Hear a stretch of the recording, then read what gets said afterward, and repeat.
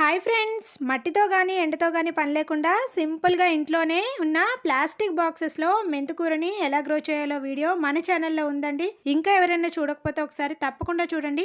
ఆ video link మన channel name కింద ఇచ్చాను. చూసారు కదండి ఎంత చక్కగా గ్రో అయిందో. అయితే ఎంతో హెల్దీ అయిన ఈ మెంతికూరతో పప్పు మెంతికూర టేస్టీగా ఎలా చేయాలో చూసేద్దాం రండి. ముందుగా ఒక కుక్కర్లోకి 1 కప్పు కందిపప్పును తీసుకొని బాగా వాష్ చేసుకోవాలి. తర్వాత దీనిలోకి 3 కప్పుల వాటర్ని యాడ్ చేసుకోవాలి.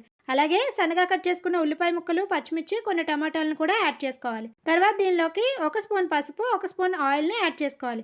అలాగే మనం ఇంటి దగ్గర గ్రో చేసుకున్న మెంతాకును కూడా వాష్ చేసుకుని యాడ్ చేసుకోవాలి. ఈ విధంగా వేసుకున్న తర్వాత ఈ పప్పుని మెత్తగా ఉడికించుకోవాలి. పప్పు ఈ విధంగా ఉడికిన తర్వాత దీనిలోకి 1 స్పూన్ కారము, 2 స్పూన్ల సాంబార్ పొడిని వేసుకొని ఈ పప్పుని మెత్తగా మ్యాష్ చేసుకోవాలి. తర్వాత దీనిలోకి కొద్దిగా చింతపండు రసం కూడా యాడ్ చేసుకోవాలి. అలాగే రుచికి సరిపడా ఉప్పు కూడా వేసుకొని ఈ పప్పుని చక్కగా ఒకసారి కలుపుకొని స్టవ్ పైన పెట్టుకొని ఒక 5 మినిట్స్ పప్పుని మరిగించుకోవాలి.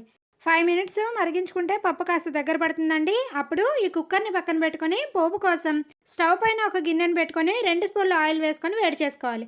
తర్వాత దంచి పెట్టుకున్న కొన్ని వెల్లుల్లి వేసుకొని ఫ్రై చేసుకోవాలి. వెల్లుల్లి ఈ విధంగా కలర్ చేంజ్ అయిన తర్వాత ఆవాలు, జీలకర్ర, మెంతులు, ఎండుమిర్చి, ఒక 1/2 స్పూన్ ఇంగువ, కొద్దిగా కరివేపాకును కూడా వేసుకొని పోపుని వేయించుకోవాలి.